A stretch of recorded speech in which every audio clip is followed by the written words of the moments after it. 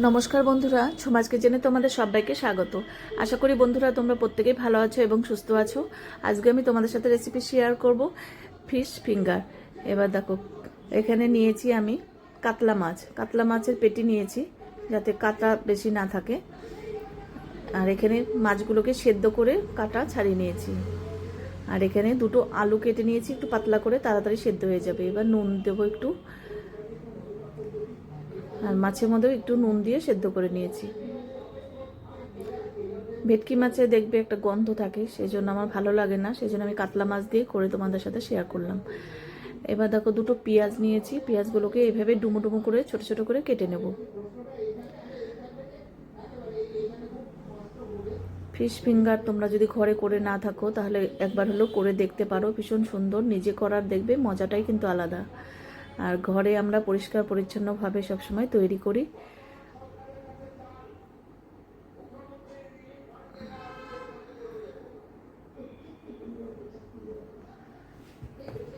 ওটাও আমি কেটে নেব। এবার আলু সেদ্ধ হয়ে গেছে, এবার আলু নামিয়ে নেব। এবার কড়াইয়ে তেল দিয়েছি, সাদা তেলেই করছি। এবার কুচনো পেঁয়াজটা দিয়ে দিলাম। এবার হালকা করে পেঁয়াজটা ভেজে নেব। আর এখানে দিলাম ঝালের জন্য কয়েকটা কাঁচা লঙ্কা কুচনো, আর দিলাম পরিমাণ বুঝে নুন। নুনটা কিন্তু কম দিতে হবে, ওখানে আছে তোমার আলুতে নুন আছে, মাছে নুন আছে, সেজন্য নুনটা কম দিতে হবে। কাশ্মীরি লঙ্কার গুঁড়ো দিলাম হাফ চামচ, হলুদের গুঁড়ো হাফ চামচ।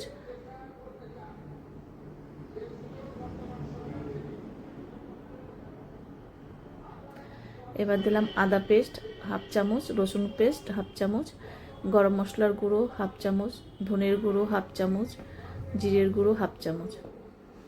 পরিমাণ বুঝে মশলা দিতে হবে, মাছের পরিমাণ বেশি হলে মশলাও বেশি করে দিতে হবে। এবার এটা ভালো করে কষিয়ে নিতে হবে। এবার এই সেদ্ধ মাছ দিয়ে দিলাম। এবার পেঁয়াজের সাথে এটা ভালো করে মিশিয়ে নিতে হবে। এবার আলুগুলো দিয়ে দিলাম।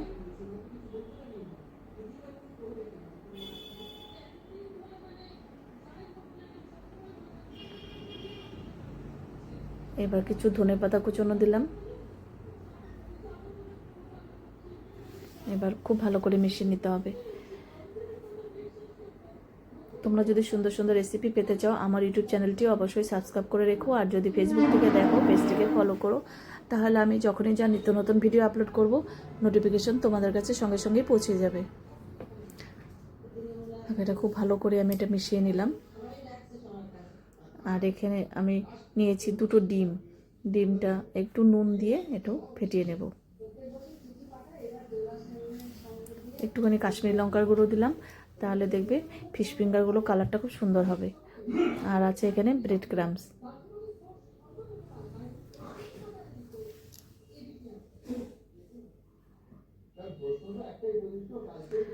এবার দেখো, এটা ঠান্ডা করে নিয়েছি পুরটা, মাছের পুর।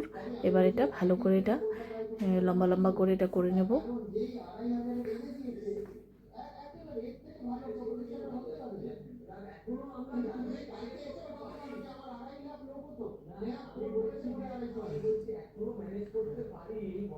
এবার ডিমের ব্যাটারে দিলাম।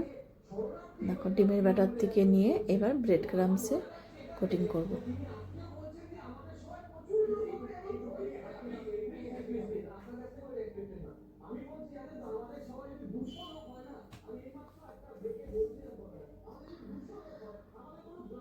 আমি দুবার কোটিং করে নেব, দুবার কোটিং করলে একটু মুচমুচে হবে।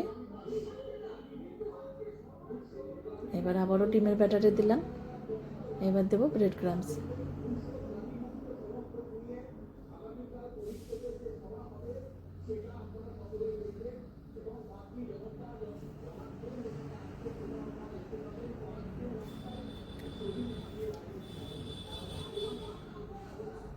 এইভাবে বানাবো। এবার আমি আর একটা করে তোমাদের দেখাচ্ছি।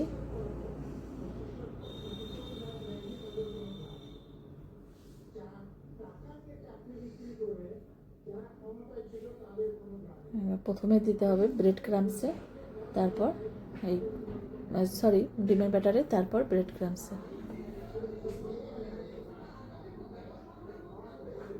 আবারও দিলাম ডিমের ব্যাটারে, এবার ব্রেড ক্রাম্বস।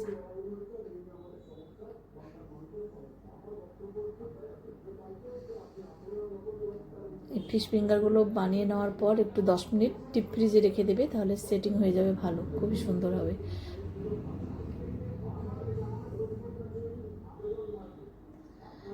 এবার সবগুলো এভাবে বানিয়ে নেব।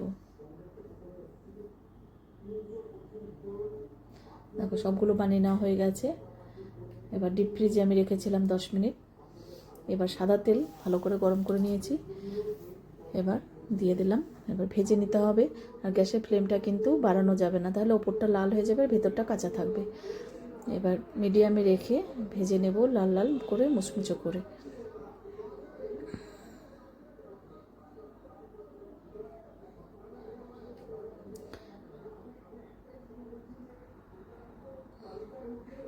এক পাশটা হওয়ার পর অপর পাশটা উল্টে দিলাম।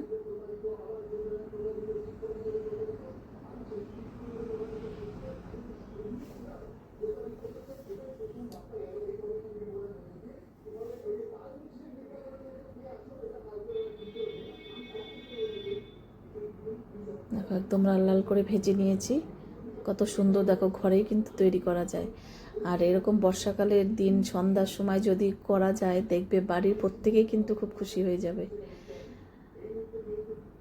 দেখো এবার নামিয়ে নিলাম। এবার বাকিগুলো আমি ভেজে নেব। সবগুলো ভাজতে গেলে তোমাদের দেখালে অনেক বড় ভিডিও হয়ে যাবে, একবার ভেজেই তোমাদেরকে দেখালাম।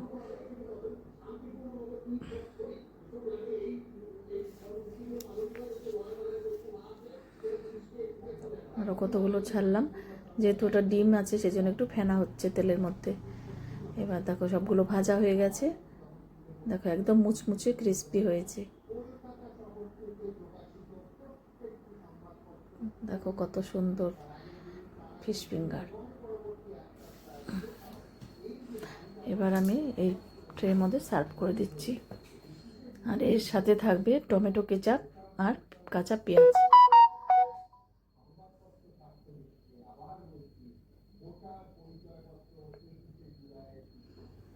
তোমাদের কাছে কেমন লাগলো অবশ্যই জানিও।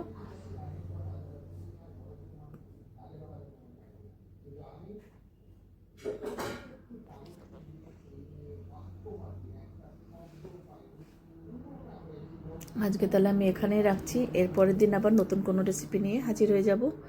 তোমরা সবাই সুস্থ থেকো, ভালো থেকো। টাটা বন্ধুরা।